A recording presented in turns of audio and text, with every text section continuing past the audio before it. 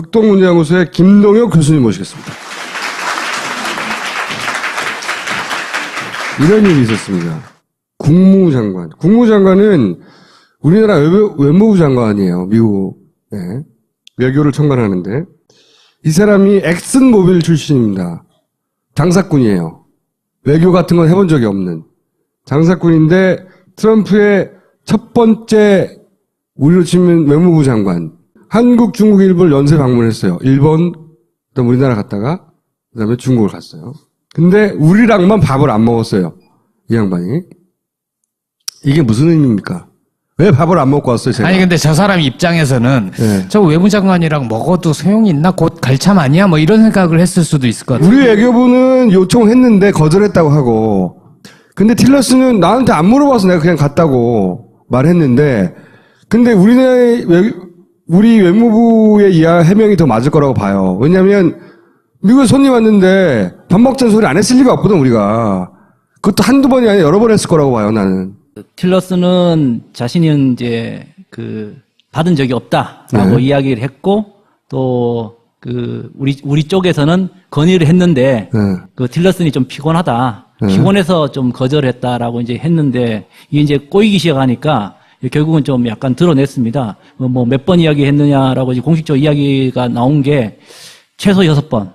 우리 쪽에서. 네, 우리 쪽에서 네. 밥 좀 먹어주세요. 6번 이야기를 공식적 루트로 한 게 6번이고요. 네. 비공식적 루트로 이야기한 게 제가 알기로는 10번이 넘는 걸로 알고 있습니다. 그러니까 밥 좀 먹어달라고 그렇게 아마, 매달렸는데. 네, 아마 그러니까 메뉴가 안 맞는지 아마 10번 다 메뉴를 바꿔가면서 이야기를 하지 않았을까. 이렇게까지 밥 먹자고 했는데 그냥 갔어요. 예. 이게 무슨 의미냐? 뭐 앞서서 이야기해줬지만 가장 중요한 것은 사실 이렇게 회담을 하면 밥 먹는 게 당연한 것입니다. 그리고 뭐 한 달 전에 있었던 매티스라고 국방부 장관이 왔었거든요. 그때도 먹었어요. 네. 예, 먹었는데 그때는 먹고 지금 왜 안 먹었냐? 네. 뭐 그것도 보면 이상하죠. 그때는 뭐 탄핵 국면 아니었습니까? 탄핵 국면이었고. 그때는 사드가 있었던 거예요. 예, 바로 그거라고 생각을 합니다. 그때는 사드 때는 밥 먹어준 것 같고요. 이번 같은 경우는 별로 그렇게 중요한 게 없고. 자기 볼 일 다 봤다 이거죠? 예, 다 봤다. 그래서 회담은 분명히 했습니다. 회담을 했는데 또 회담만 한 게 아니라 통상 회담을 하고 나면 회담을 하고 난 다음에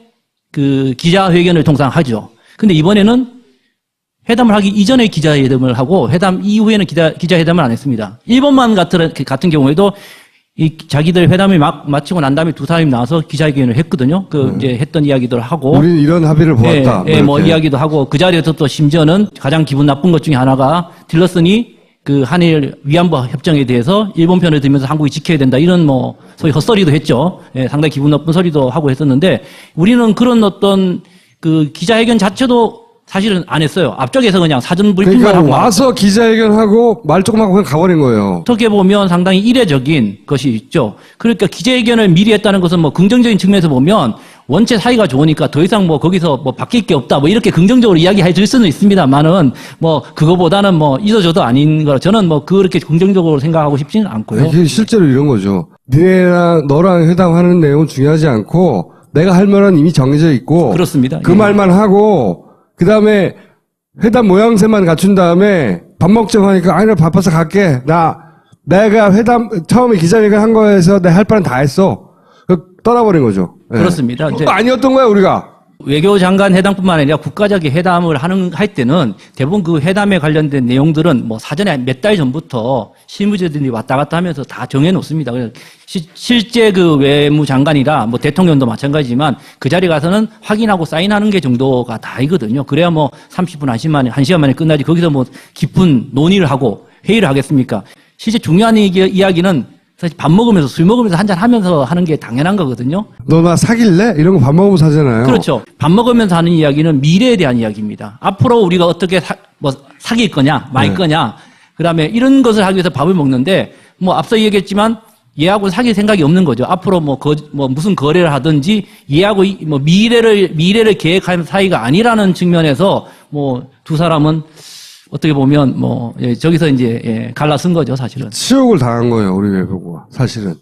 치욕을. 더 그한 것 한 가지 더 말씀드리면 제가 뭐 들은 이야기인데 사실 여부 확인하면 왔다고 하니까 뭐 사실 외교부 장관만 만나보고 싶어 하겠습니까? 사실 이번에 와서는 외교부 장관 만나고 또 총리도 만났지 않습니까? 두 사람만 만났는 건데 또 한 사람이 만나고 싶어 했습니다, 사실은요. 누가요? 예, 통일부 장관이. 왜 만나고 싶어 했는지는 잘 모르겠습니다. 자기가 할 말이 있어서 만나고 싶었다고 하더라고요. 북한 문제 얘기를 하고 예, 싶었겠죠. 뭐 이야기했겠죠. 근데 이제 본인이 바로 이야기를 하는 거는 안 되니까 외교적 라인, 즉 외교부를 통해서 이제 아마 통일부 장관도 좀 만나고 가라고 했는데 만나고 싶다고 했는데 예. 그것을 본인이 거절했는지 아니면 외교부 차원에서 아예 그냥 싹을 짜든지 모르겠지만 그것도 뭐 일단은 통일부 장관도 예, 나가리. 예, 됐다. 뭐 근데 아까 이렇게. 말씀하신 것 중에 그 한일 위안부 합의 예. 그 부분을 미국 국무장관이 언급하는 게 적절한 건가요?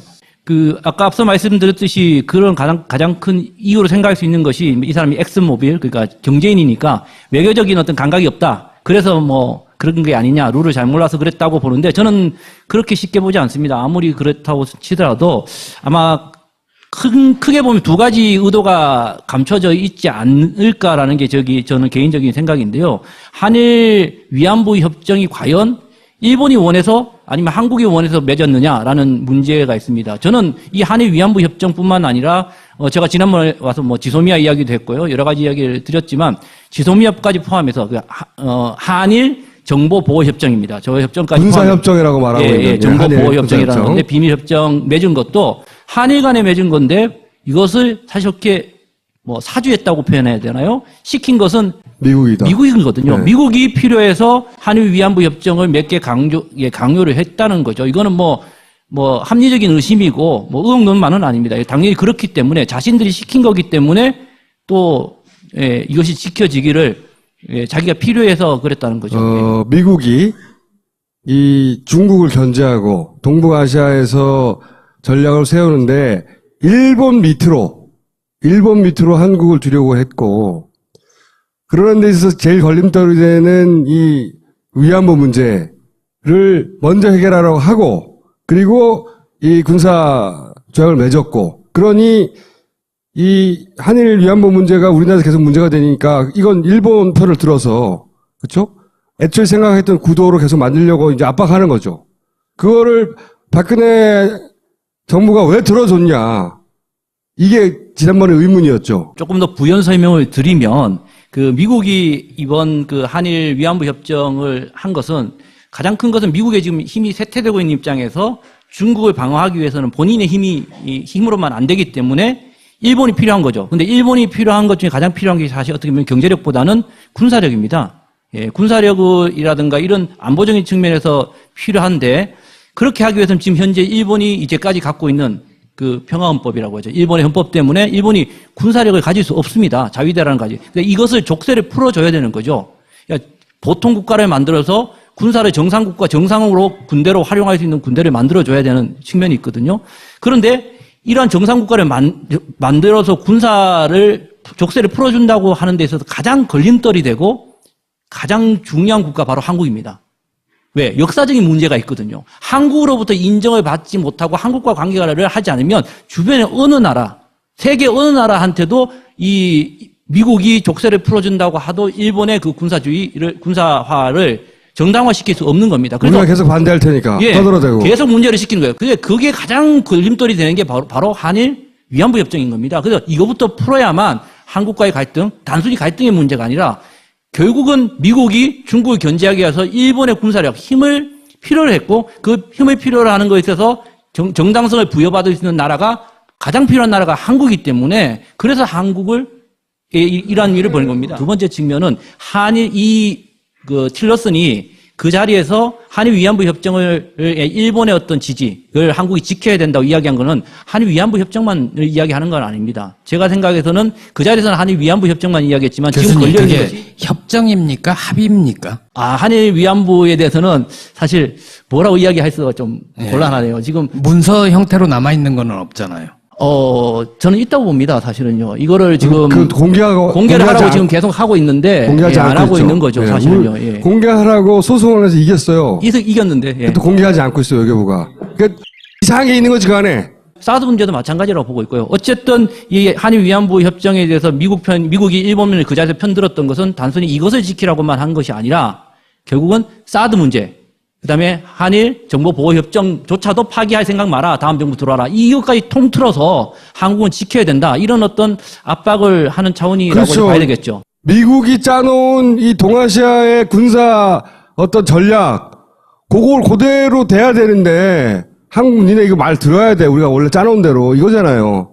그 속에 사드도 있는 거잖아요. 그죠? 그렇죠. 예. 그러면 이제, 사드 얘기로 넘어가서, 이 사드 문제 가지고 마지막에 중국 만나서 둘이 막 싸울 줄 알았어요. 중국은 뭐, 우리한테 난리 쳤으니까, 당사자들끼리 만난 거 아니야, 사실상.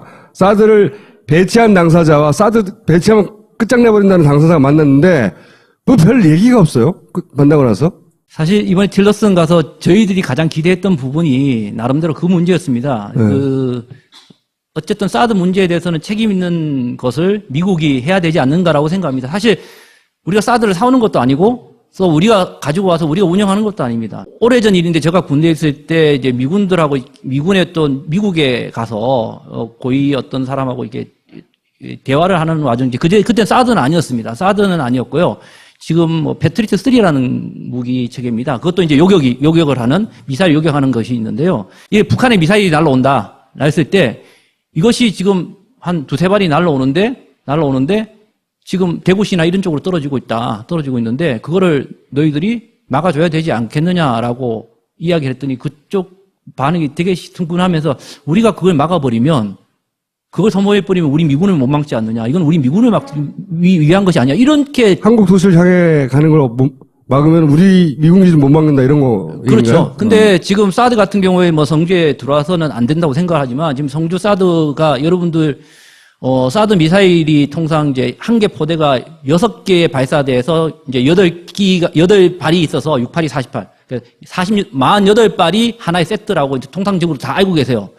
근데 지금 사실 그렇게 국방부가 48발이 들어와서 우리를 뭐 막을 수 있고 통상적으로 48발인데 두 발이 이 미사일이 오는 거 하나를 이제 상대를 합니다. 하나가 날라오면 두 발을 이렇게 쏘게 되는데요. 그렇게 되면 24개 정도를 이제 커버를 할 수 있다고 통상 이야기를 하고 그렇게 여러분들한테 아마 뭐 공식적으로 이야기는 안 했지만 대부분 다 그렇게 알고 계실 거예요. 근데 지금 현재 사드가 현재 2기가 들어와 있어요. 네. 앞으로 4기가 더 들어올 것이냐? 저는 그렇지 않다고 봅니다. 괌에 사드가 임시 배치되어 있는데 괌 사드도 현재 48발이 다 없습니다. 제가 알기로는 2기 그러니까 16발만 들어있는 걸로 알고 있고요. 거기에 부지 자체가 한 15만 평 정도 됩니다. 이번 14만 얼마 정도 되는데요. 이번에 성주 골프장에 부지가 15만 평으로 돼 있습니다. 제가 아무리 6개 포대를 계산을 해봐도요. 15만 평에 들어갈 수 없는 구조예요. 왜 이걸 6개 포대가 6개 발사대가 들어가느냐 막 이런 고민을 하던 차에 2개가 들어왔거든요. 그래서 저는 개인적으로 우리나라 한국 사드도 2개라고 생각합니다. 2개 많아야 3개라고 생각하거든요. 그 지난번에 그런 이야기를 했어요. 예, 사령관이 우리 한국에 설치하는 사드는 괌의 사드보다는 조금 클 수도 있다라고 이야기했어요. 플러스 알파 될 수도 있다고 해서 그래서 전 깜짝 놀랐어요. 왜 한 개 포대가 6개의 발사대 48발로 기어. 와, 그러면 우리가 더 들어오나? 막 이런 생각까지 했거든요. 근데 나중에 조사를 하다 보니까 괌이 2개예요. 예, 플러스 알파면 3개 들어오는 거예요. 무슨 의미입니까, 근데 이게?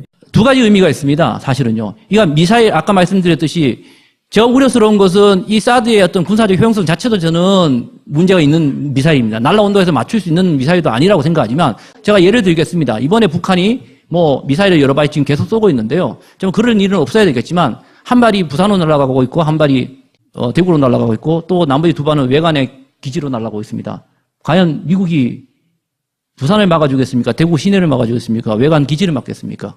우리 지난번에 한민구 장관은 분명히 얘기했습니다. 이것을 운영하는 데 있어서 우리가 한국과 같이 협의해서 작전적으로 가겠다? 저는 그 새빨간 거짓말을 생각합니다. 그러니까 한국 주요 도시와 미군 기지를 동시에 쏘면 미국 입장에서는 미군 기지를 막지 한국 도시를 안 막는다는 거죠. 예, 요점은. 충분히 만약에 미사일 발이 많다면 그것이 설득력이 있다는 거예요. 근데 지금 미사일 발사가 그 정도 충분히 되지 않기 때문에 예, 그런 설득력은 분명히 없다고 생각을 하고 있고요. 두 번째는 미사일이 이렇게 숫자가 작다는 것은 결국은 사드를 들어올 때 목적이 미사일 요격이 아니었다는 거예요. 목적은 레이더였다는 겁니다. 레이더가 근본적인 목적이었다는 거죠. 그게 문제라는 거죠, 사실. 이 레이더에 중국이 반응하는 이유를 설명해 주세요. 사실 그 레이더에 반응한다고 하는 것 자체도 사실은 거짓말이에요. 사실은 중국의 말 자체도 거짓말인데, 그래요? 예, 그런데 조금 더 뭐 그래도 중국의 말이 완전 거짓말이 아닌 게 이 레이더는 두 가지 종류가 있습니다. 하나는 우리가 이제 가깝게 한 우리가 600km라고 생각합니다. 600km라면 성주에서 딱 하면 우리가 그 신의주 위쪽, 예, 백두산까지는 못 갑니다. 거기까지, 그러니까 신의주 위쪽으로 해서 북한의 압록강 지역까지를 하는 게 한 600km 정도 됩니다. 이게 날라오는 미사일을 요격시키기 위한 레이더입니다. 이게 요격 전문으로 하는 요격 레이더가 있고요. 또 한 가지는 정확히 이건 알 수는 없습니다. 이건 1000km가 될 수도 있고 2000km가 될 수 있고 또 더 이상이 될 수도 있지만 통상적으로 우리가 한 2000km 정도 되는 전방 모드, 그래 멀리 있는 요격하는 게 아니라 일반 대공 레이더 같이 멀리 있는 비행기나 요격 미사일을 볼 수 있는 이 요격이 아닌 어떤 탐지를 위한 레이더 두 가지 종류가 있는데요. 이 레이더는 두 개가 다른 것이 아니라 똑같습니다. 하드웨어가 똑같은 거죠.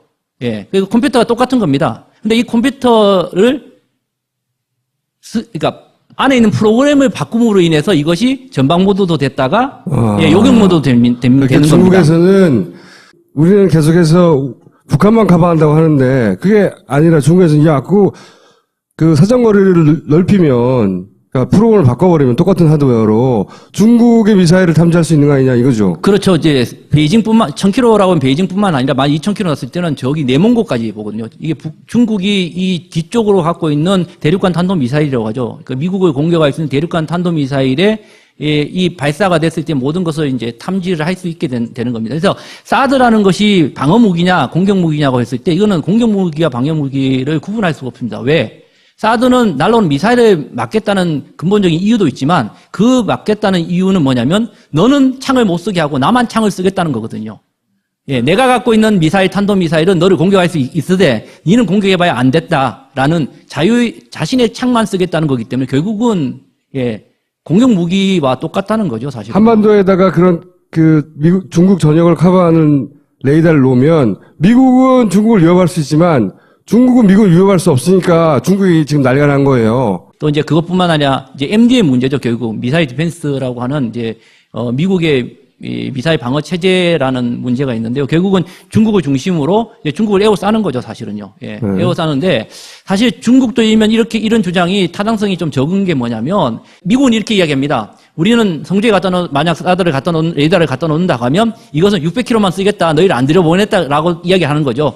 예, 운영 체계를 그렇게 하지 않겠다라고 하는데 앞서 말했듯이 하드웨어는 똑같아요. 근데 이것을 지금은 프로그램을 바꾸면 돼요. 이게 OA를 예를 들면 우리 컴퓨터를 지우고 다시 까는 거와 똑같은 거죠. 이렇게 까는 시간이 한 4시간 정도면 언제든지 바꿀 수 있는 거예요. 예, 그렇기 때문에 사실 이게 전방모드냐 아니냐가 할 수 없는데 더 중요한 것은 두 가지가 있습니다. 한 가지는 뭐냐면 이렇게 접촉한 정보들을 이게 북한의 미사일이 대비하는 게 아니면 우리가 MD 체제로서 이 미국에 이 정보를 주지 않는다. 우리는 MD 체계에 가지 않는다라고 했는데요. 그거 운영을 미군이 하는데. 바로 그겁니다. 예. 제가 아까 말씀을 드렸지만 미사일이 날아왔을 때 우리 안 막아준다고 했는데요. 자, 예를 들면 이번같이 북한이 북한 땅에서 미사일을 4발을 쐈습니다.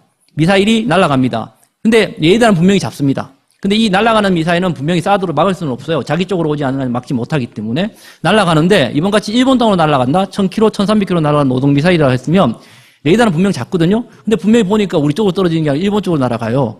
예. 그러면 일본 쪽으로 날아가네? 여러분 같으면 안 가르쳐 주겠습니까? 미군인데? 미군이 운영하는 미군 레이더인데? 그게 미국으로 날아간다고 쳐봐요. 예. 그럼 미국으로 날아가는데 안 가르쳐줘요? 말도 안 되잖아요. 예. 반대로 조금 더 확대를 시키면 그게 북한의 미사일이 아니고 그것을 중국의 중국의 미사일로 해봅시다. 중국의 미사일을 발사해서 미국으로 날아가든 어쨌든 일본으로 날아가든 괌으로 날아간다고 생각해 봅시다. 그러면 사드가 잡죠. 예, 미군이 운영합니다. 우리가 전혀 운영권 없습니다. 전혀 없습니다. 그러면 날아가는 미사일을 저거는 북한에 쏜 것도 아니고 중국에 쐈네. 우리 쪽으로 오는 것도 아니고 일본으로 날아가고 미국으로 날아가네. 그렇게 할 미군이 어디 있겠습니까? 당연히 이거는 물론 지금은 이게 사드가 논리가 뭐냐면요. 이 사드를 설치해 놓으면 이게 미국의 이 사드를 컨트롤하는 메인 센터하고 바로 연결이 안 됐다는 거예요. 이건 오산하고 연결이 돼 있다는 거거든요. 근데 그렇기 때문에 이거는 MD가 아니고 안 간다 하는데 오산이 거기하고 연결이 돼 있어요. 우리 국방부는 이게 북한이 우리한테 쏘는 것만 방어하는 거고 미국은 상관없다. 이게 해명이에요. 근데 이제 소장님이 말씀하신 거는 미국의 시스템인데 그 미사일이 미국으로 날아가면 미국 애들이 미국한테 통보 안 하겠냐고. 당연히 미국 시스템의 일환이지. 그러니까 우리나라 국방부가 말하는 건 말도 안 된다는 얘기인 거죠. 그렇습니다. 네. 그리고 사실 지금 아까 말씀드렸듯이 이러한 레이더를 전방 모드와 이제 요격 모드가 이렇게 4시간 프로그램을 바꿔야 된다고 말씀하셨지 않습니까? 뭐 CD-ROM을 넣든 뭐 USB를 꽂든 바꿔야 되겠지만은 이제는 어떻게 될 거냐면 지금 미국의 예산서를 보면요. 이것은 이제는 그런 프로그램을 바꾸지 않고 스위치만 올렸다 내리면 바뀔 수 있는 시스템으로 지금 개발하고 있어요. 이게 개발하겠다고 실제 미 예산서에 지금 담겨 있는 내용이에요. 두 번째 앞으로 발전된 게 뭐냐면 지금은 사드가 밑에서 위로 보고하는 방식이라고 생각하시면 될 것 같아요. 그러나 이제 앞으로 모든 세계의 이 사드라든가 이것들은 사드 중앙 통제 시스템에서 사드를 중앙 통제하게 돼버려요.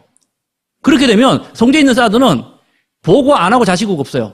그냥 센터에서 중앙 센터에서 그냥 알아서 컨트롤하는 거예요. 전 세계에 출장 나가 있는 레이더가 있는 거죠. 지금은 아니지만 그렇게 가겠다고 하고 있거든요. 지금은 아닐지 모르겠어요. 어쨌든 그렇게 되면 사드를 갖다 놓는 순간 이것은 그냥 MD예요. 그러니까 어쨌든 우리 땅에 있고 미국이 쓴다고 하지만 결국은 중국이 각을 쓰지 않을 수가 없는 거예요. 사실은. 이게 지금 사실 밑에 보시면 여러분들 유튜브 지금이라도 열어보시면 돼요. 유튜브에 록히드 마틴사에서 저작년이고 2015년 1월 달에 사드의 실험을 12차, 13차 12번째와 13번째 실험을 한 것을 올려놨습니다. 아직 동영상으로. 검증도 되지 않은 개발 예. 무기 체계라는 거죠. 아니, 사드의 핵심 뭐냐면요. 땅에서 쏜 미사일을 레이더가 잡아서 맞추는 거예요. 그러니까 사드 시스템이라는 것은 미사일이 맞는 문제가 아니라 레이더가 사드를 레이더를 탐지해서 또 미사일이 날아가서 레이더를 잡았다고 해서 얘가 쏜다고 맞습니까? 얘가 날아간 동안 얘도 이만큼 날아가죠. 날아가는 동안 이 미사일, 요격 미사일은 눈을 감고 갑니다. 여기서부터 자기가 가는 게 아니라 얘가 컴퓨터가 계산해 준 거리를 자기가 가서 눈을 딱 떴는데 눈 뜬데 한 3km 반경 그 반경 안에 적의 미사일이 보여야 잡을 수 있는 거예요. 그러니까 정말 정교한 레이더와 계산 방식의 통제 센터가 있고 그것이 미사일이 가서 맞는 건데 이걸 잘 보시면 제가 알기로는 아직까지 13번 시험 중에서 땅에서 발사한 미사일을 맞춰본 적이 한 번도 없어요. 예. 그나마 좀 좋은 것 중에 하나가 지금 열 몇 번째 한 것 중에 비행기 엉덩이에서 떨어뜨려가지고 예. 저렇게 낙하산으로 떨어지다가 물론 낙하산에 맞춘 것이 아니라 낙하산 캡슐이 열리면서 저 안에서 헤라라는 시험용 발사 미사일이 나갑니다. 저것도 맞춘 건 대단한 실력이죠. 물론 대단한 실력인데 문제는 뭐냐면 아까 말씀드렸지 맞추는 것보다 그 계산하는 관계라든가 이 접촉하는 이 일련의 전체적인 메커니즘을 다 점검을 해야 되는데 제가 왜 이 그림을 보여드리냐 하면 숫자가 보이시죠? 이 숫자가 뭔지 아세요? 미리 데이터들이 다 아는 거예요. 방위 거리, 고도, 방향 미리 다 알고 하는 거예요. 쉽게 말하면 짜고 치는 고돌이죠. 예, 골키퍼한테 나 왼쪽으로 찰 테니까 막어 이거예요. 괌까지는 쏠 수 있는 거리가 3,000에서 한 4,000 돼요. 예, 북한에서도 3,000이고요. 그 중국에서 4,000입니다. 근데 아직까지 괌에 저렇게 설치했음에도 불구하고 쏴던 저 13번 중에서 3,000을 넘는 사거리의 미사일 시험을 해본 적이 없습니다. 요거 뭐냐면 1월 29일 날 미국에 쉽게 말하면 우리에서 이제 그 정부에서 입찰하는 거 있죠? 예. 미국 정부 입찰 사이트입니다. 입찰 사이트 날짜 보면 2010년 1월 29일입니다. 뭐가 입찰했던지 아세요? 이게 아직까지 롯데 부지 공유되기 전입니다. 1월 29일 날 뜬 겁니다. 사드에 관련된 건물이나 이런 것들 부지하고 이거 설계 용역을 벌써 미국이 띄운 거예요. 그 전에 얘기가 됐다는 거네요. 예, 그렇죠. 예. 벌써 사드가 많은 사람들이 뭐 북한 이야기 하시고 또 중국이 뭐 자기들 레이더가 자기 미사일 보기 때문에 MD라고 이야기하시는데요. 사실 그보다 더 큰 걸로 보시지 않으면 이 사드는 보이지 않습니다. 사드는 사실 미국과 중국과의 사실 보이지 않는 미래를 건 싸움입니다. 사실은요. 아까 말씀드렸듯이 일본을 사실 중간 보스로 해서 미국은 중국이 태평양으로 나오지 못하게 막고 있습니다. 태평양으로 나오는 순간 미국은 자신이 갖고 있는 패권을 잃게 됩니다. 그것 때문에 지금 리바란식이니 뭐 이런 것을 하고 있는 거고요. 반대로 중국은 밖으로 나가지 않으면 안에서 고갈해 죽을 밖에 없습니다. 그러니까 나가는 싸움과 나오지 못하게 하는 싸움을 하고 있는 거죠. 근데 그 나오려는 자와 나오지 못하게 하는 자의 첫 전쟁터가 어디냐? 100년 전의 모습과 똑같이 한반도입니다. 예. 근데 미국이 제일 우려하는 게 뭔지 아십니까? 우리 한국이 땀만 먹는 거예요. 땀만 먹는다는 건 중국 편이 된다? 네, 그렇습니다. 안보적인 정체성이 과연 그대로 동맹, 친미 국가로 남느냐 아니면 친중 국가로 가느냐에 대한 의심이죠. 근데 그 의심을 계속하고 있는 거예요. 계속. 예. 왜? 박근혜가 퍼레이드 중국 가서 올라가가지고 이거 완전 의심 난리 났죠. 박근혜는 거기다가 이제 미용 시술 하려고 그러는 건데 예. 미용센터 지으려고 했는데 예, 맞아요. 예. 한류센터하고 예. 잘못 봤네. 예. 근데 문제는 뭐냐면 한국을 포기하는 순간 일본이 중국하고 맞닿게 되는 거예요, 사실은요. 그러니까 지금의 분단선이 없어지면 대한해협이 미국과 일본의 접경 지역이 되는 겁니다. 그러면 그렇게도 뭐 되지 않느냐 했는데요. 그렇게 되면 일본이 중국하고 맞부딪히게 되거든요. 그러면 일본이 지금보다 더 군사가 세져요. 지금 일본한테 해줄 수 있는 것보다 더 많은 것을 일본이 군사화를 할 수 있도록 풀어주는 것은 정말 위험한 발상이거든요. 그러니까 중간 보스로 남아야지 뭐 죄송하지만 우리를 현장 똘마니로 만들어 놓고 하자는 거예요. 근데 만약에 그렇지 않을 경우에는 뚫리거든요. 반대로 중국 입장에서 생각해 보세요. 중국 입장에서 만약 사드가 들어있는 주한 미군이 있는 한반도가 통일이 된다고 생각하시고 해보세요. 그러면 지금에 있는 판문점이 어디가 되겠습니까? 예, 압록강, 두만강이 미국과 만나는 선이 됩니다. 영원히 밖으로 뚫고 나올 수가 없어요. 이거는 단순히 뭐는 미사일을 맞고 MD의 문제가 아니라요. 뚫리느냐 뚫리지 않느냐에 미국과 중국의 사활이 걸린 싸움이에요. 그 속에서 미국은 우리 대한민국 땅에다가 아예 박는 게 아니고 대못을 박는 거예요. 그런 상황에서 통일이 될 수 있습니까? 통일을 용인할 수 있나요? 어느 쪽도 통일을 할 수 없죠. 정말 반통일이에요, 사드는. 그래서 사드는 반통일이고, 예, 우리 땅에다 대못 박기를 하는 거예요. 우리는 이걸 왜 받아주려는 거예요? 왜? 제가 항상 궁금한 건 왜 우리는 미국의 이해는 알겠어요. 이걸 왜 받아줄까? 세 가지 정도 그러니까 해석이 가능한 부분이 있습니다. 첫 번째는 이제 정치적인 어떤 꼼수라고 보겠죠. 사드 꼼수라고 이야기를 해야 될 것 같은데요. 지금 사실 사드가 들어올 시점이 이제 올 연말까지 설치를 하겠다라고 했다가 작년 11월 달에 사령관이 한 8, 9개월, 그러니까 올렸지만 9월 달 정도 좀 당겨지겠다라고 이야기를 했다가 갑자기 지금 벌써 지금 2개가 들어와 있지 않습니까? 네, 그래서 4월까지 끝내겠다고 예, 갑자기 바꿨잖아요.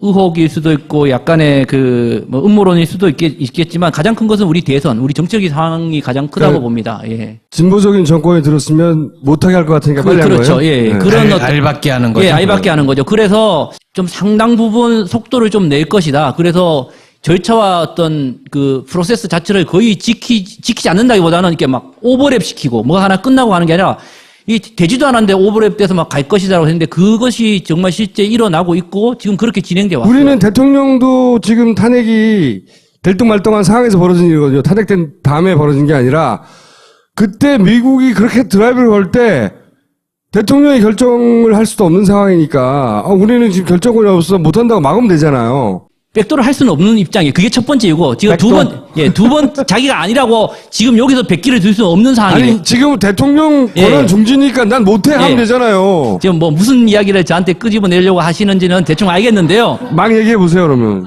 결국은 음모론적으로 이야기하면 돈에 관련된 문제가 좀 있지 않을까라는 개인적으로 생각합니다. 돈을 먹은 사람이 있다는 거예요? 지난 4년 동안 록히드 마틴사한테만 준 돈이 우리나라 돈으로 12조입니다. 현재 준 돈만.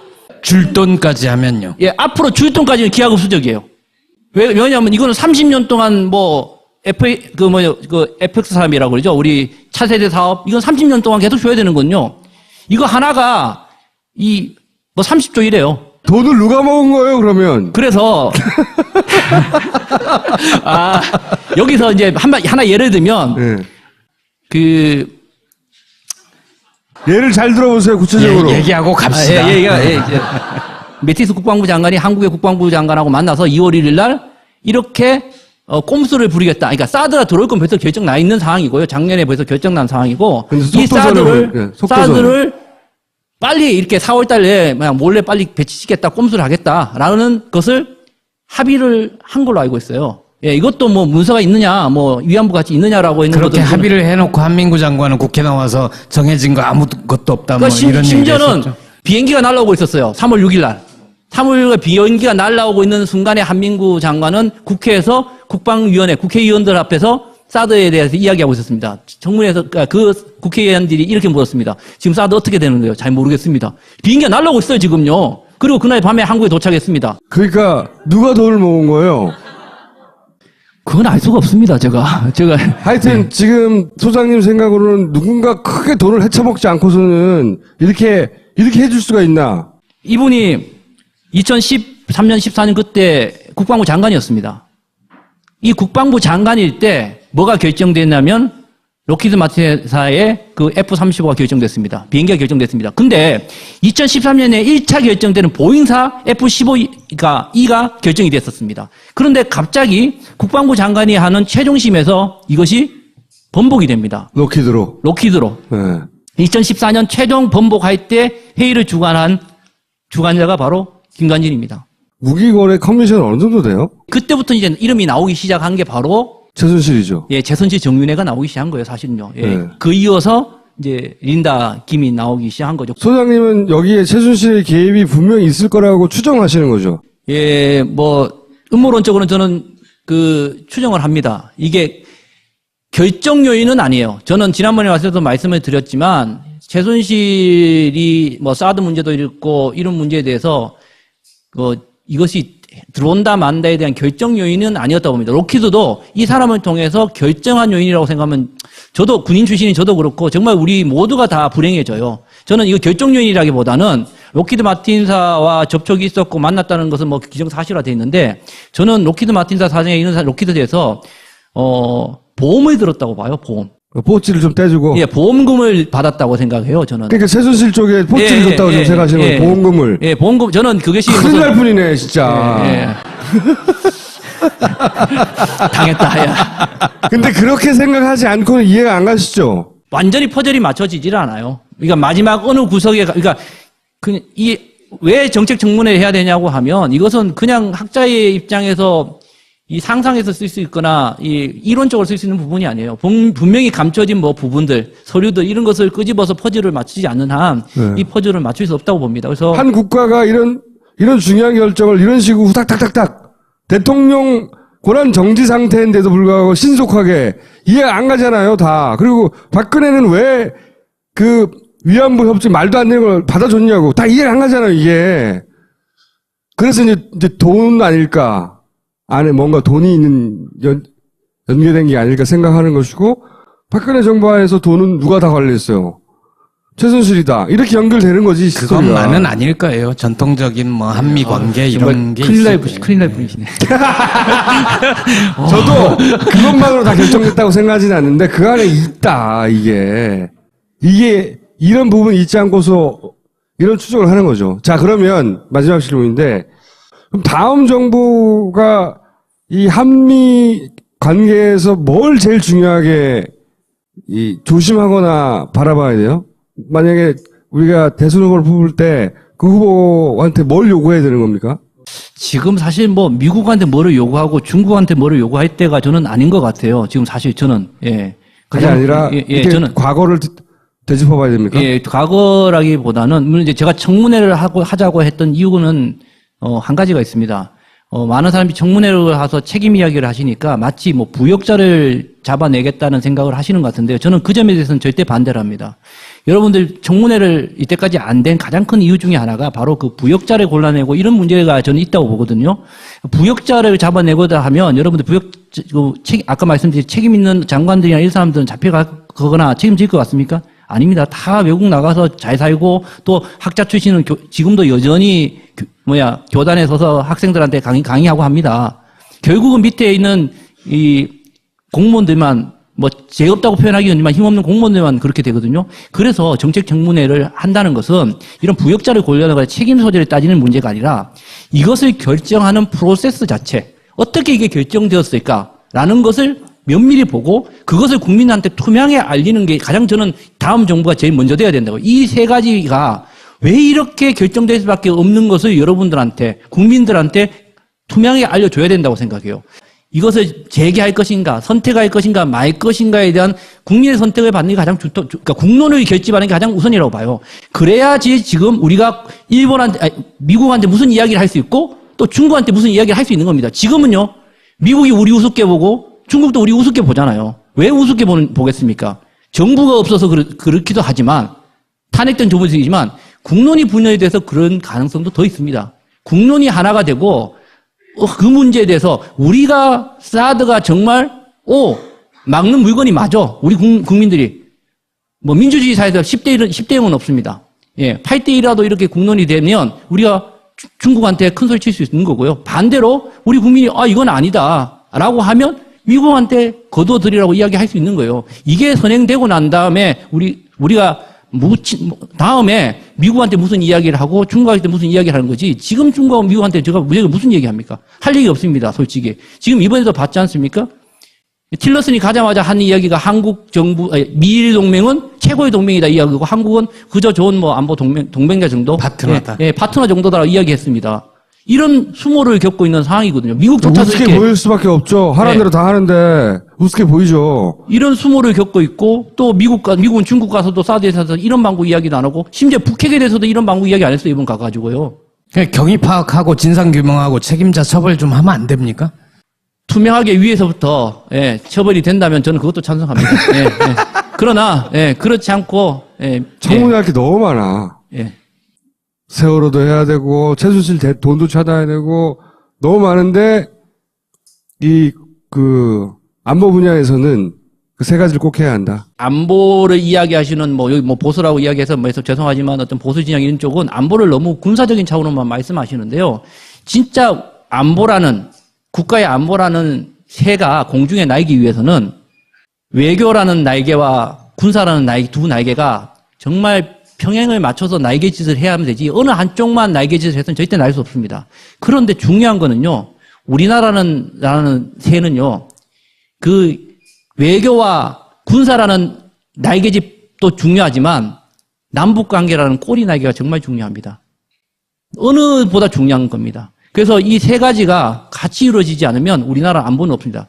군사라는 것 하나만 가지고 군사적인 위협 또 안보에 지금 그래서 실패하면 그것을 또 군사적인 안보 위협으로서 또 막으려고 하고 이런 것이 지난 10년 동안 계속 반복돼 왔다는 거거든요. 여기까지 하겠습니다.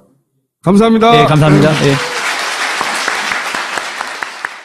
본격 직장인 드라마 공생. 아이고 오 과장 바이오한테 화한 왜 안 보낸 거야? 10만 원이 넘을 텐데 지출 내역이 없잖아. 보냈습니다. 착한 콜 화하는 69,000원이라서요. 에? 착한 콜? 1800-9222 정직한 가격에 착한 콜 꽃배달 서비스. 거기다 구매 금액의 5%는 어려운 이웃에게 기부됩니다. 딴지마켓의 검증으로 안심할 수 있는 1800-9222 착한 콜. 대리운전은 1800-9998 퀵서비스는 1800-9668 엄마 가글 했는데 입에서 뭐가 나왔어. 그거 올리덴탈 체크 가글이라 그런겨. 지금 쓰고 있는 가글 사용 후 확인해 보셨나요? 무색소, 무알콜, 무계면 활성제의 올리덴탈 체크 가글은 쉽게 나온 입안의 이물질을 눈으로 확인할 수 있습니다. 딴지마켓에서 판매 중입니다. 이게 바로 한일 위안부 협정인 겁니다. 그래서 이거부터 풀어야만 한국과의 갈등, 단순히 갈등의 문제가 아니라 결국은 미국이 중국을 견제하기 위해서 일본의 군사력, 힘을 필요로 했고 그 힘을 필요로 하는 것에 있어서 정당성을 부여받을 수 있는 나라가 가장 필요한 나라가 한국이기 때문에 그래서 한국을 이러한 일을 벌인 겁니다. 두 번째 측면은 한일 틸러슨이 그 자리에서 한일 위안부 협정을 일본의 어떤 지지를 한국이 지켜야 된다고 이야기한 거는 한일 위안부 협정만 이야기하는 건 아닙니다. 제가 생각해서는 그 자리에서는 한일 위안부 협정만 이야기했지만 지금 교수님, 걸려 있는 그게 것이 협정입니까? 합의입니까? 한일 위안부에 대해서는 사실 뭐라고 이야기할 수가 좀 곤란하네요. 지금 문서 형태로 남아 있는 거는 없잖아요. 저는 있다고 봅니다. 사실은요. 이거를 지금 공개를 하라고 지금 계속 하고 있는데 공개하지 안 않고 하고 있죠. 있는 거죠. 사실은요. 예. 공개하라고 소송을 해서 이겼어요. 이겼는데 예. 또 공개하지 않고 있어요, 외교부가. 그러니까 이상하게 있는 거지, 그 안에. 사드 문제도 마찬가지라고 보고 있고요. 어쨌든 이 한일 위안부 협정에 대해서 미국이 일본을 그 자리에서 편들었던 것은 단순히 이것을 지키라고만 한 것이 아니라 결국은 사드 문제, 그다음에 한일 정보보호협정조차도 파기할 생각 마라. 다음 정부 들어와라. 이것까지 통틀어서 한국은 지켜야 된다. 이런 어떤 압박을 하는 차원이라고 그렇죠. 봐야 되겠죠. 미국이 짜놓은 이 동아시아의 군사 어떤 전략, 그걸 그대로 돼야 되는데, 한국 니네 이거 말 들어야 돼. 우리가 원래 짜놓은 대로. 이거잖아요. 그 속에 사드도 있는 거잖아요. 그죠? 그렇죠. 예. 그럼 이제, 사드 얘기로 넘어가서, 이 사드 문제 가지고 마지막에 중국 만나서 둘이 막 싸울 줄 알았어요. 중국은 뭐, 우리한테 난리 쳤으니까, 당사자들끼리 만난 거 아니야, 사실상. 사드를 배치한 당사자와 사드 배치하면 끝장내버린다는 당사자가 만났는데, 뭐 별 얘기가 없어요. 만나고 나서. 사실 이번에 틸러슨 가서 저희들이 가장 기대했던 부분이 나름대로 그 문제였습니다. 네. 어쨌든 사드 문제에 대해서는 책임 있는 것을 미국이 해야 되지 않는가라고 생각합니다. 사실 우리가 사드를 사오는 것도 아니고, 또 우리가 가지고 와서 우리가 운영하는 것도 아닙니다. 오래전 일인데 제가 군대에 있을 때 이제 미군들하고 미군의 또 미국에 가서 고위 어떤 사람하고 이렇게 대화를 하는 와중 이제 그때 사드는 아니었습니다. 사드는 아니었고요. 지금 뭐 패트리트 3라는 무기 체계입니다. 그것도 이제 요격을 하는 미사일 요격하는 것이 있는데요. 이게 북한의 미사일이 날라온다 했을 때 이것이 지금 한 두세 발이 날라오는데 지금 대구시나 이런 쪽으로 떨어지고 있는데 그거를 너희들이 막아줘야 되지 않겠느냐라고 이야기를 했더니 그쪽 반응이 되게 시큰둥하면서 우리가 그걸 막아버리면 그걸 소모해버리면 우리 미군을 못 막지 않느냐. 이건 우리 미군을 위한 것이 아니야. 이렇게 한국 도시를 향해 가는 걸 막으면 우리 미군 기준 못 막는다 이런 거. 모빌, 그러니까 경제인이니까 외교적인 어떤 감각이 없다. 그래서 뭐 그런 게 아니냐. 룰을 잘 몰라서 그랬다고 보는데 저는 그렇게 쉽게 보지 않습니다. 아무리 그렇다고 치더라도 아마 크게 보면 두 가지 의도가 감춰져 있지 않을까라는 게 저는 개인적인 생각인데요. 한일 위안부 협정이 과연 일본이 원해서 아니면 한국이 원해서 맺었느냐라는 문제가 있습니다. 저는 이 한일 위안부 협정뿐만 아니라 제가 지난번에 와서 뭐 지소미아 이야기도 했고요. 여러 가지 이야기를 드렸지만 지소미아까지 포함해서 한일 정보보호협정입니다. 저 협정까지 군사협정이라고 말하고 있는 정보보호협정이라는 건데 비밀협정 맺은 것도 한일 간에 맺은 건데 이것을 사실 이렇게 뭐 사주했다고 표현해야 되나요? 시킨 것은 미국이거든요. 네. 미국이 필요해서 한일 위안부 협정을 몇 개 강요를 했다는 거죠. 이거는 뭐 합리적인 의심이고 뭐 의혹론만은 아닙니다. 당연히 그렇기 때문에 자신들이 시킨 거기 때문에 또 이것이 지켜지기를 자기가 필요해서 그랬다는 거죠. 미국이 이 중국을 견제하고 동북아시아에서 전략을 세우는데 일본 밑으로 한국을 두려고 했고 그러는 데 있어서 제일 걸림돌이 되는 이 위안부 문제를 먼저 해결하라고 하고 그리고 이 군사 조약을 맺었고 그러니 이 한일 위안부 문제가 우리나라에서 계속 문제가 되니까 이건 일본 편을 들어서 그렇죠? 애초에 생각했던 구도로 계속 만들려고 이제 압박하는 거죠. 그거를 박근혜 정부가 왜 들어줬냐? 이게 지난번에 의문이었죠. 조금 더 부연 설명을 드리면 그 미국이 이번 그 한일 위안부 협정을 한 것은 가장 큰 것은 미국의 지금 힘이 쇠퇴되고 있는 입장에서 중국을 방어하기 위해서는 본인의 힘으로만 안 되기 때문에 일본이 필요한 거죠. 근데 일본이 필요한 것 중에 가장 필요한 게 사실 어떻게 보면 경제력보다는 군사력입니다. 군사력이라든가 이런 안보적인 측면에서 필요한데 그렇게 하기 위해서는 지금 현재 일본이 이제까지 갖고 있는 그 평화헌법이라고 하죠. 일본의 헌법 때문에 일본이 군사력을 가질 수 없습니다. 자위대라는 가지. 근데 이것을 족쇄를 풀어줘야 되는 거죠. 그러니까 보통 국가를 만들어서 군사를 정상국가 정상으로 군대로 활용할 수 있는 군대를 만들어줘야 되는 측면이 있거든요. 그런데 이러한 정상국가를 만들어서 군사를 족쇄를 풀어준다고 하는 데 있어서 가장 걸림돌이 되고 가장 중요한 국가 바로 한국입니다. 왜? 역사적인 문제가 있거든요. 한국으로부터 인정을 받지 못하고 한국과 관계를 하지 않으면 주변의 어느 나라, 세계 어느 나라한테도 이 미국이 족쇄를 풀어준다고 하도 일본의 그 군사화를 정당화시킬 수 없는 겁니다. 그래서 우리가 계속 반대할 테니까 떠들어대고 계속 문제를 시키는 거예요. 그게 가장 걸림돌이 되는 그렇죠. 근데 지금 사드 같은 경우에 뭐 성주에 들어와서는 안 된다고 생각하지만 지금 성주 사드가 여러분들 사드 미사일이 통상 이제 한 개 포대가 6개 발사대에서 이제 8발이 있어서 6발이 48. 48발이 하나의 세트라고 이제 통상적으로 다 알고 계세요. 근데 지금 사실 그렇게 국방부가 48발이 들어와서 우리를 뭐 막을 수 있고 통상적으로 48발인데 두 발이 이 미사일이 오는 거 하나를 이제 상대를 합니다. 하나가 날라오면 두 발을 이렇게 쏘게 되는데요. 그렇게 되면 24개 정도를 이제 커버를 할 수 있다고 통상 이야기를 하고 그렇게 여러분들한테 아마 뭐 공식적으로 이야기는 안 했지만 대부분 다 그렇게 알고 계실 거예요. 근데 지금 현재 사드가 현재 2기가 들어와 있어요. 네. 이제 앞으로 4기가 더 들어올 것이냐? 저는 그렇지 않다고 봅니다. 괌에 사드가 임시 배치되어 있는데 괌 사드도 현재 48발이 다 없습니다. 제가 알기로는 2기 그러니까 16발만 들어있는 걸로 알고 있고요. 거기에 부지 자체가 한 15만 평 정도 됩니다. 이번 14만 얼마 정도 되는데요. 이번에 성주 골프장에 부지가 15만 평으로 돼 있습니다.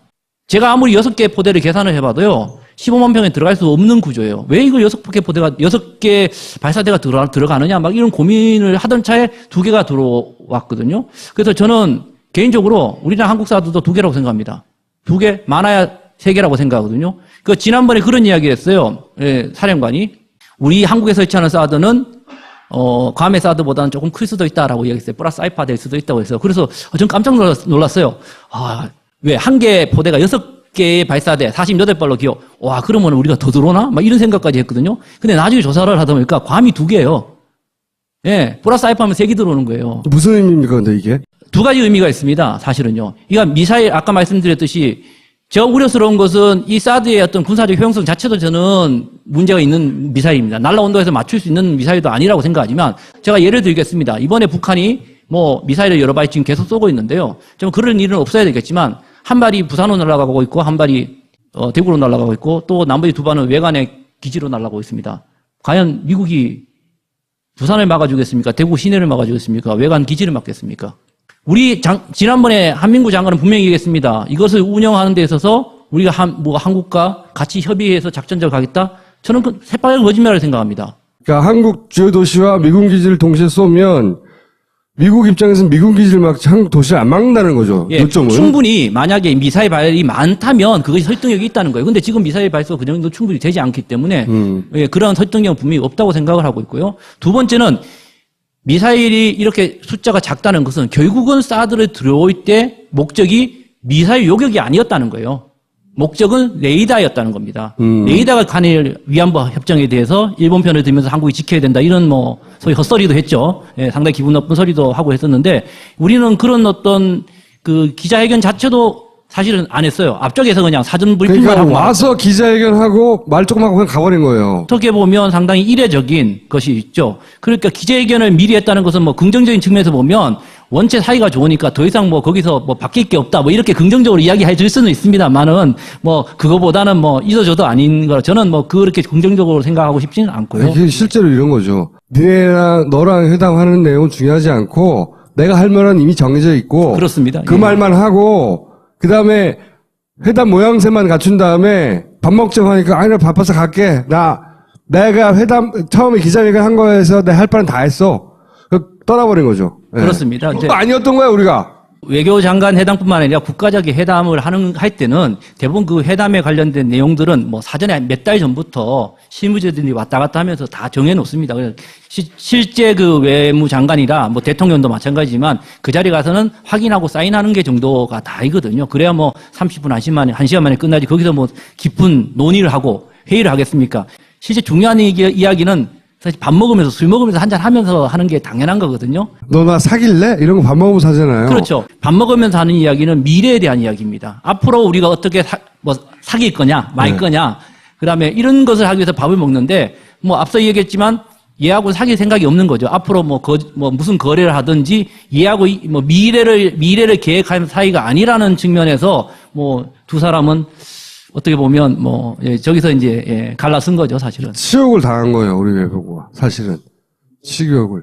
더 그한 것 한 가지 더 말씀드리면 제가 뭐 들은 이야기인데 사실 여부 확인하면 왔다고 하니까 뭐 사실 외교부 장관만 만나보고 싶어 하겠습니까? 사실 이번에 와서는 외교부 장관 만나고 또 총리도 만났지 않습니까? 두 사람만 만났는 건데 또 한 사람이 만나고 싶어 했습니다, 사실은요. 누가요? 예, 통일부 장관이. 왜 만나고 싶어 했는지 잘 모르겠습니다. 자기가 할 말이 있어서 만나고 싶었다고 하더라고요. 북한 문제 얘기를 하고 싶었겠죠. 뭐 이야기 했겠죠. 근데 이제 본인이 바로 이야기를 하는 거는 안 되니까 외교적 라인, 즉 외교부를 통해서 이제 아마 통일부 장관도 좀 만나고 가라고 했는데. 만나고 싶다고 했는데 예. 그것을 본인이 거절했는지 아니면 외교부 차원에서 아예 그냥 싹을 짜든지 모르겠지만 그것도 뭐 일단은 통일부 장관도 예, 나가리. 예, 됐다. 뭐 근데 아까 이렇게 말씀하신 것 중에 그 한일 위안부 합의 예. 그 부분을 미국 국무장관이 언급하는 게 적절한 건가요? 아까 앞서 말씀드렸듯이 그런 가장 큰 이유로 생각할 수 있는 것이 이 사람이 극동문제연구소의 김동혁 교수님 모시겠습니다. 이런 일이 있었습니다. 국무장관. 국무장관은 우리나라 외무부 장관이에요. 미국. 네. 외교를 총괄하는데 이 사람이 엑슨모빌 출신입니다. 장사꾼이에요.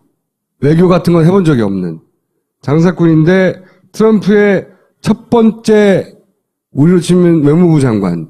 한국, 중국, 일본 연쇄 방문했어요. 일본, 그다음 우리나라 갔다가 그다음에 중국을 갔어요. 근데 우리랑만 밥을 안 먹었어요. 이 양반이. 이게 무슨 의미입니까?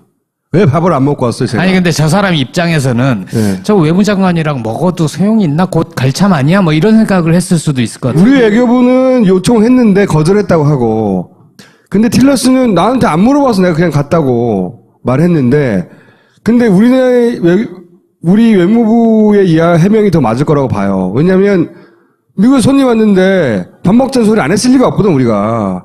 그것도 한두 번이 아니라 여러 번 했을 거라고 봐요, 나는.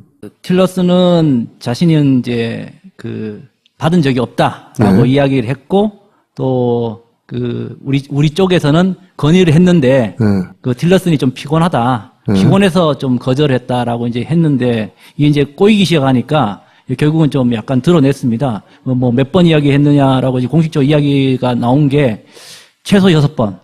우리 쪽에서. 네, 우리 쪽에서 네. 밥 좀 먹어주세요. 6번 이야기를 공식적 루트로 한 게 6번이고요. 네. 비공식적 루트로 이야기한 게 제가 알기로는 10번이 넘는 걸로 알고 있습니다. 그러니까 밥 좀 먹어달라고 그렇게 아마, 매달렸는데. 예, 아마 그러니까 메뉴가 안 맞는지 아마 10번 다 메뉴를 바꿔가면서 이야기를 하지 않았을까. 이렇게까지 밥 먹자고 했는데 그냥 갔어요. 예. 이게 무슨 의미냐? 뭐 앞서서 이야기해줬지만 가장 중요한 것은 사실 이렇게 회담을 하면 밥 먹는 게 당연한 것입니다. 그리고 뭐 한 달 전에 있었던 매티스라고 국방부 장관이 왔었거든요. 그때도 먹었어요. 네. 예, 먹었는데 그때는 먹고 지금 왜 안 먹었냐? 네. 뭐 그것도 보면 이상하죠. 그때는 뭐 탄핵 국면 아니었습니까? 탄핵 국면이었고. 그때는 사드가 있었던 거예요. 예, 바로 그거라고 생각을 합니다. 그때는 사드 때는 밥 먹어준 것 같고요. 이번 같은 경우는 별로 그렇게 중요한 게 없고. 자기 볼 일 다 봤다 이거죠? 예, 다 봤다. 그래서 회담은 분명히 했습니다. 회담을 했는데 또 회담만 한 게 아니라 통상 회담을 하고 나면 회담을 하고 난 다음에 기자회견을 통상 하죠. 근데 이번에는 회담을 하기 이전에 기자회견을 하고 회담 이후에는 기자회담을 안 했습니다. 일본만 같은 경우에도 자기들 회담이 마치고 난 다음에 두 사람이 나와서 기자회견을 했거든요. 이제 했던 이야기들을 하고. 우리는 이런 합의를 보았다. 뭐 이야기도 하고 그 자리에서 또 심지어는 가장 기분 나쁜 것 중에 하나가 틸러슨이